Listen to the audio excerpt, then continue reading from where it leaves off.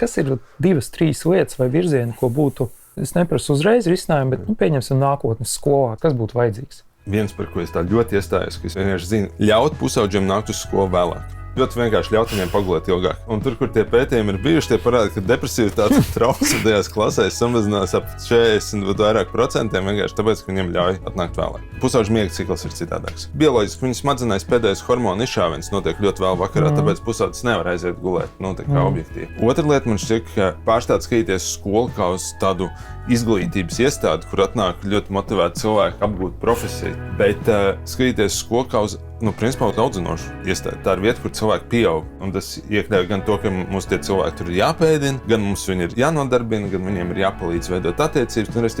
Skola nav par izglītošanu tik daudz, kā skola ir par audzināšanu. Un audzināšana nozīmē to, ka cilvēks tur jūtās kaut kā piederīgs. Un savukārt tā trešā lieta man šķiet, kas arī parādās pētījumos, ja bērns mācās skolā